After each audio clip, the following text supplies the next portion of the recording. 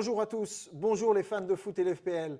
Très heureux de vous retrouver pour ce 10e numéro, et oui, déjà 10 numéros du MAG des clubs LFPL, le MAG qui traite de votre actualité au sein de vos associations sportives. Comment gérer les emplois du temps de vos licenciés collégiens? Comment les fidéliser? Comment les attirer? Comment faire de son club un lieu de vie? C'est ce dont nous allons traiter dans ce 10e numéro, donc, avec un focus tout particulier relatif au soutien scolaire et à sa mise en place au sein d'un club de football. Pour cela, nous sommes allés encore une fois dans le Maine-et-Loire, au club de l'AS Saint-Hilaire-Villers-Saint-Paul, qui nous reçoit et qui a justement mis en place cette démarche et qui va pouvoir nous partager son expérience dans le domaine.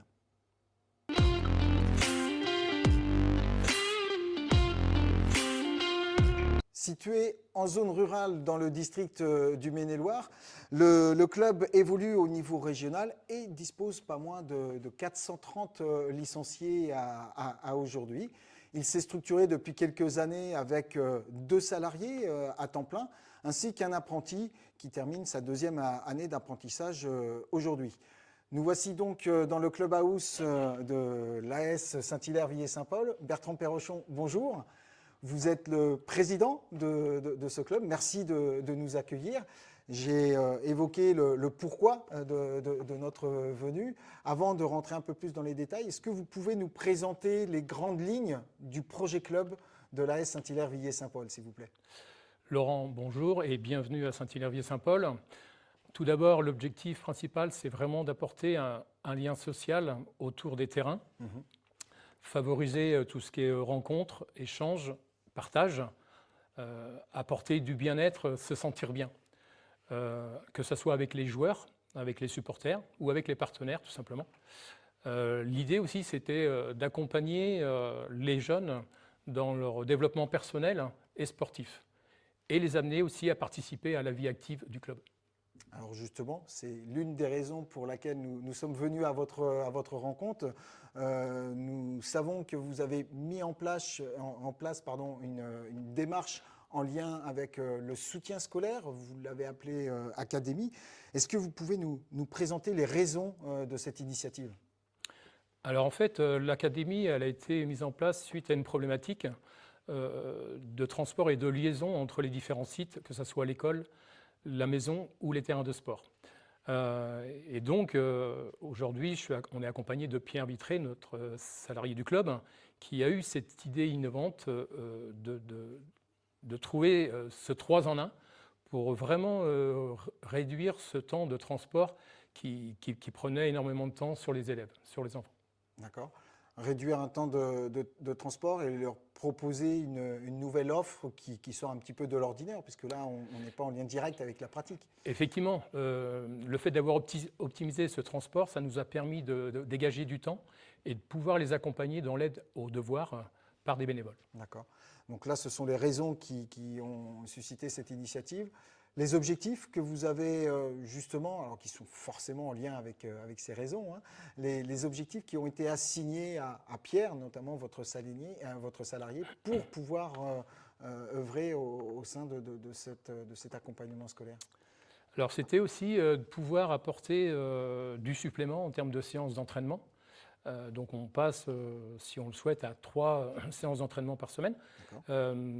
Et puis aussi, c'était de favoriser les échanges aussi entre les collèges, avec lesquels on a de très bonnes relations, et avec lesquels aussi on a des projets d'animation future.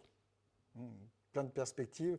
On aura l'occasion aussi d'échanger pour faire le bilan de cette première expérience. Mais en attendant, je vous propose d'aller voir justement Pierre Vitré, d'échanger avec lui, puisque c'est la personne qui est en charge de ce soutien. Et on revient dans quelques secondes avec vous.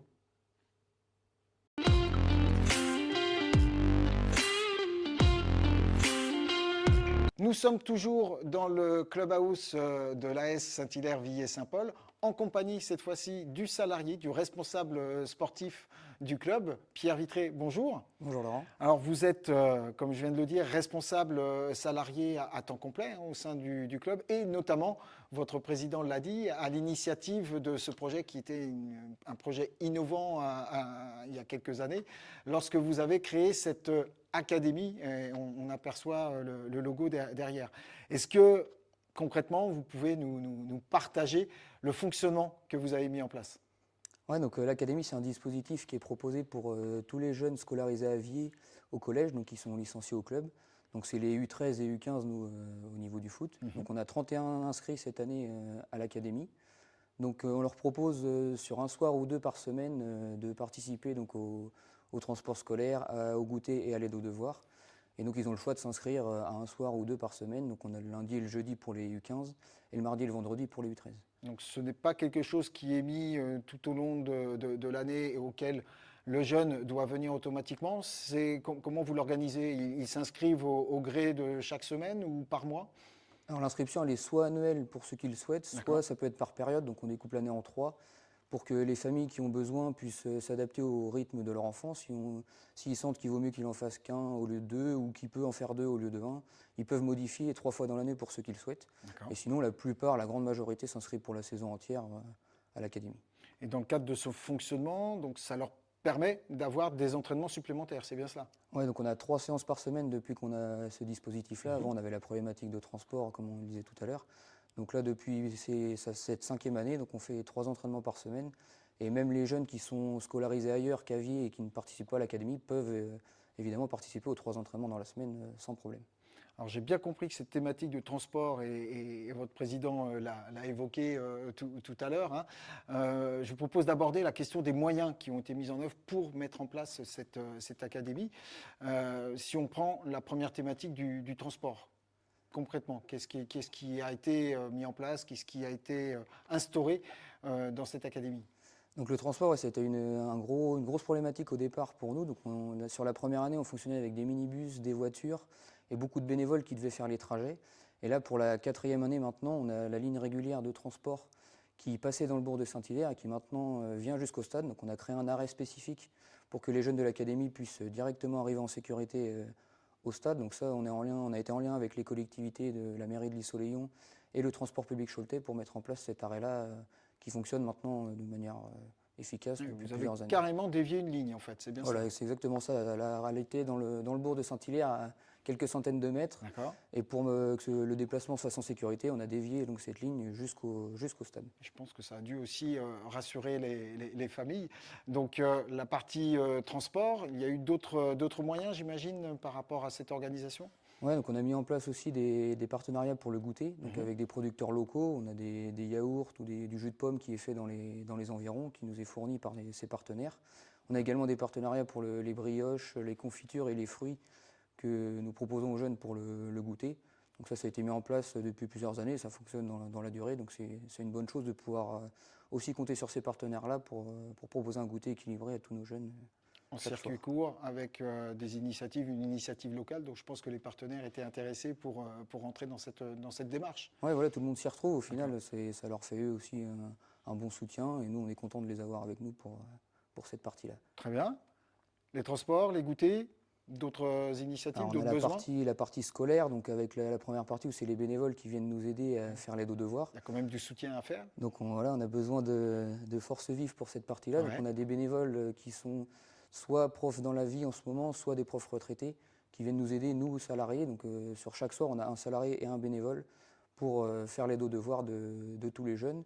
Et en plus de ça, on a un lien avec les collèges. Donc 2 fois par an, on va faire un point individuel avec tous les jeunes de l'académie dans leur collège pour voir comment ça se passe aussi au sein de l'établissement scolaire. Et on peut faire le point sur le suivi scolaire et sur le comportement ou l'attitude que peuvent avoir les jeunes. Il y a une vraie relation tripartite qui a été mise en place entre vous-même, l'établissement scolaire, les enseignants et les familles. Oui, c'est ça. Donc nous, on est contents aussi de pouvoir compter sur les collèges et ça nous fait un appui supplémentaire au niveau des jeunes. Donc ils ont le suivi de la famille, ils ont le suivi du collège et le suivi du foot. Et ces 3 parties-là sont en lien pour les accompagner au mieux dans leur rythme et au quotidien tout au long de la saison. Et autre thématique, puisqu'il y a des entraînements supplémentaires, est-ce que ça a nécessité des équipements particuliers à acheter, peut-être? Je ne sais pas. Donc là, on fournit depuis plusieurs saisons des équipements donc, aux jeunes. Donc, ils ont un maillot, un sweat Des tenues, et un d'accord. sac d'entraînement. Donc on a 3 partenaires qui nous ont aidés dans ce dispositif-là. Mhm. Donc ça permet aux jeunes d'avoir des tenues supplémentaires pour les entraînements supplémentaires qu'on ne proposait pas avant. Donc là, c'est pareil, c'est des entreprises qui nous ont sollicité pour nous soutenir dans cette partie-là. Donc ça permet aux jeunes d'avoir leurs équipements pour les entraînements et pouvoir aller sur le terrain dans de bonnes conditions après le temps de devoir. Excellent, excellent travail. On voit que vous avez essayé de travailler sur différentes thématiques. Est-ce que les licenciés qui font partie de l'académie, est-ce que ça a nécessité un surcoût supplémentaire ou est-ce que ça fait partie de l'adhésion au club en tant que tel lorsqu'on est collégien au collège de Villers, j'ai bien compris? Est-ce que ça fait partie intégrante de l'adhésion? Alors on demande un surcoût pour les familles, donc qui est de 3 € par soir par enfant. Donc ça comprend le transport, le goûter et le temps d'aide aux devoirs qui est prévu chaque soir, 2 soirs dans la semaine, même pour ceux qui veulent. Donc je suis papa d'un des jeunes collégiens. Si j'inscris mon enfant à l'année, c'est un budget de combien Ça représente entre 150 et 200 et € 200 par an D'accord. pour enfin 2 soirs par semaine pour ceux qui le Avec souhaitent sur toute la saison. une trentaine d'enfants directement qui sont intégrés dans cette académie. C'est bien ça. Voilà, c'est ça, il y a 31 inscrits cette année Parfait. à l'académie. Merci Pierre. Et je voulais aussi aborder un sujet lorsqu'on a préparé ce Mac des clubs que vous aviez en tête de mettre en place cette académie. Je crois savoir que ça vous a permis aussi d'intégrer un dispositif de la Fédération française de football. Voilà, donc pour la 5e saison, on fait partie des clubs lieux de vie. Donc on est très content de faire partie de ce dispositif-là en parallèle de l'académie. Donc ça nous a permis de pouvoir être en contact avec d'autres clubs de la France entière qui fonctionnent sur le même principe que nous, qui mettent des choses en place sur la partie éducative, sur la partie scolaire aussi pour certains. Et ça nous a permis aussi d'avoir accès à Puissance Foot, donc à des livrets scolaires qu'on peut donner à nous, aux jeunes de l'académie, pour progresser sur les maths, sur le français, sur les différentes matières scolaires, mais tout est en lien avec le foot dans ces carnets-là.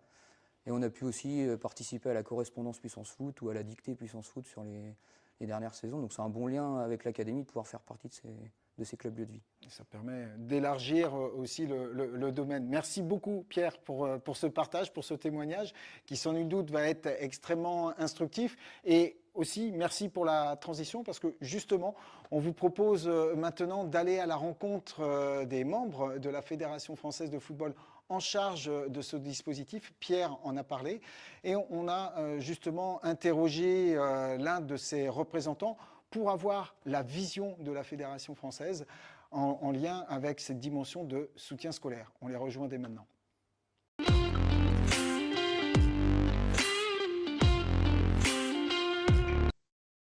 Maëva, bonjour. Vous êtes en charge des projets éducatifs à la direction du football amateur et des territoires à la Fédération française de football.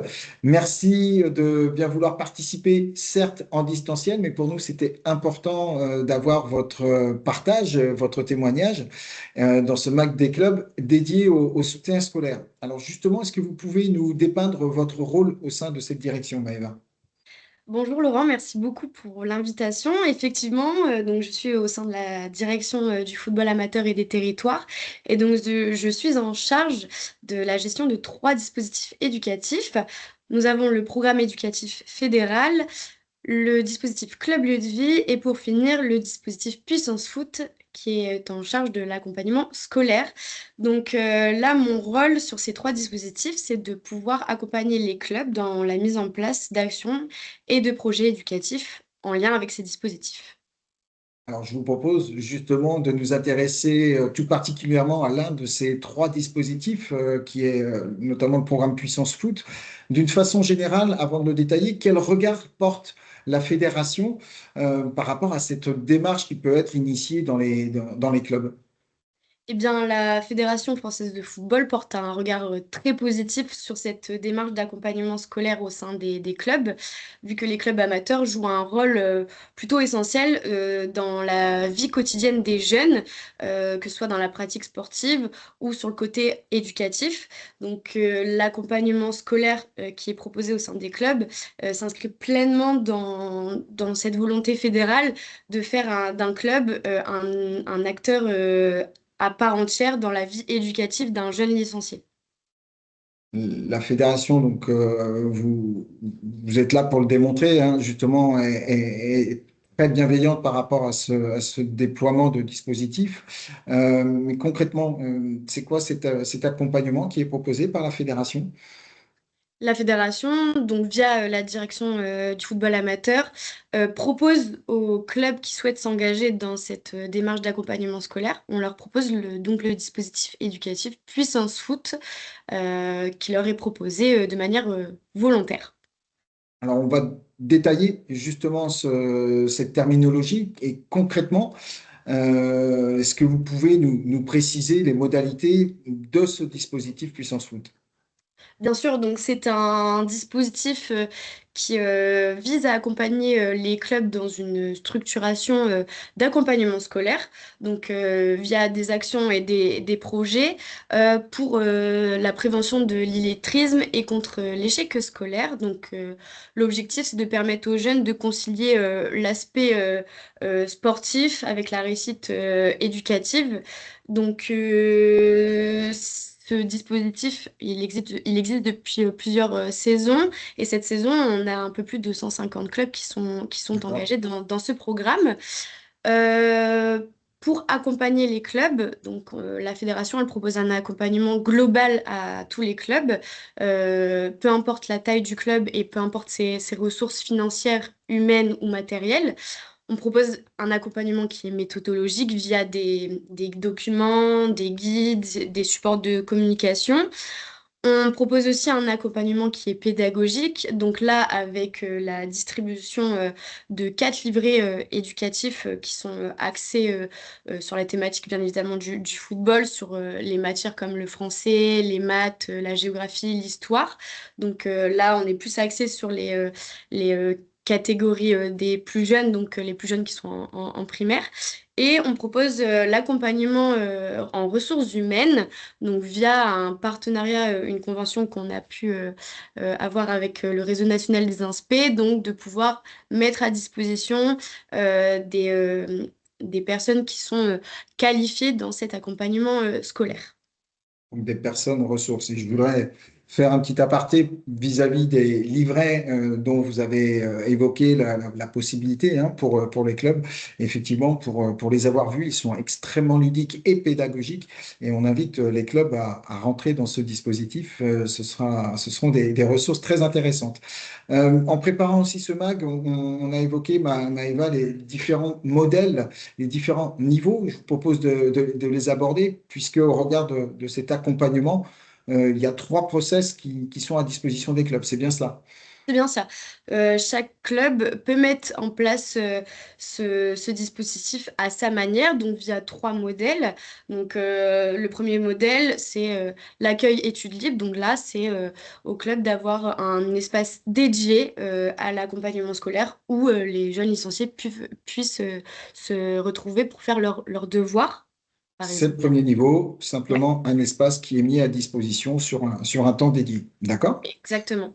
Pour passer au niveau suivant, on est plus sur une étude qui est encadrée. Donc là, c'est d'avoir de la surveillance pendant ce moment d'étude qui est proposé aux jeunes licenciés. C'est justement, je me permets, le niveau auquel se situe le club qui nous reçoit aujourd'hui, puisqu'il y a des intervenants qui viennent pour aider, accompagner les plus jeunes. Donc ça, c'est pour le niveau 2. Et le troisième niveau, Et le troisième niveau, c'est de pouvoir mobiliser des personnes, donc par exemple des bénévoles ou alors des partenaires qui ont été cherchés, de pouvoir avoir ces personnes ressources qui sont dotées de compétences au niveau du suivi d'accompagnement scolaire auprès des jeunes. donc les personnes ressources que l'on évoquait il y a quelques instants. Maïva, je suis dirigeant de club. Où est-ce que je peux trouver justement les informations et qui dois-je contacter si je souhaite me lancer mon club dans cette démarche de soutien scolaire? Eh bien, tout simplement via la Ligue. La Ligue peut répondre à différentes questions et aiguiller les clubs dans ce projet. D'accord? Mais également aussi via mon contact, mais aussi également via la plateforme Puissance Foot, qui est du coup disponible via Foot Club dans la catégorie Développer son club. Donc là, le club pourra retrouver toutes les informations nécessaires, par exemple en téléchargeant le guide de présentation qui est proposé. Très bien. Et je pense qu'il y a aussi là, toutes ces informations via le guide du club et l'FPL. Donc, plein de sources pour pouvoir venir vers vous, le cas échéant, et se lancer. Maëva, merci beaucoup pour ce partage d'informations qui seront très utiles à l'ensemble des personnes qui souhaitent se lancer. Je vous propose maintenant de retourner dans le club pour faire justement un bilan avec le président de l'AS Saint-Hilaire-Villers-Saint-Paul de cette action de soutien scolaire. Merci encore. Merci beaucoup, Laurent.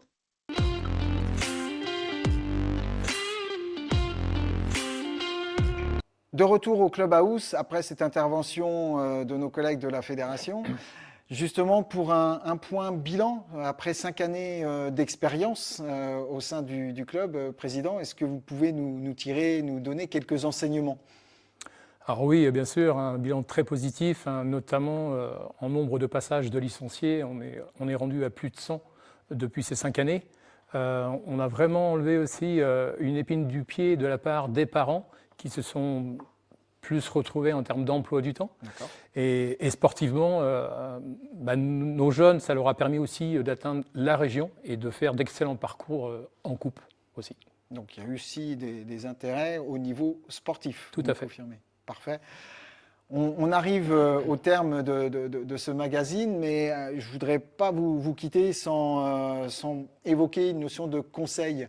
Quels conseils pourrions-nous donner à l'ensemble des dirigeants qui auraient cette idée de mettre en place un soutien scolaire, l'idée qui germerait mais qui n'oserait pas encore se lancer? Alors, si je pouvais apporter une idée, ce serait de bien s'entourer. D'accord. Bien s'entourer, ne pas hésiter surtout à aller chercher des partenaires. En fait, on a des partenaires qui étaient en attente de cette fonctionnalité-là, tout simplement. Et eux-mêmes, ça les valorise. Ça valorise toutes les entreprises et les collectivités. Merci beaucoup Bertrand pour ce témoignage, pour ce partage. Merci pour cet accueil. On va donc pouvoir clôturer ce MAC des clubs, mais là aussi on ne va pas vous quitter sans vous partager la bonne pratique au regard de ce que l'on a pu voir durant tous ces témoignages de la part de Pierre et du président. Vous l'avez compris, le maître mot c'est collaborer. Collaborer en local avec les différentes parties prenantes, que ce soit les familles, que ce soit les collectivités locales, que ce soit les partenaires, et puis aussi, bien évidemment, avec vos instances, comme on a pu le voir avec le dispositif Puissance Foot de la Fédération française de football. Voilà, nous arrivons au terme de ce 10e numéro. Merci à vous de l'avoir suivi. Je n'oublierai pas de remercier Bertrand Perrochon, donc le président du club de l'AS Saint-Hilaire-Villers-Saint-Paul, et Pierre Vitré, le responsable sportif, ainsi que toute l'équipe qui a permis la réalisation de ce numéro. On se retrouve très prochainement et en attendant, n'oubliez pas, ensemble, soyons prêts, soyons fair-play.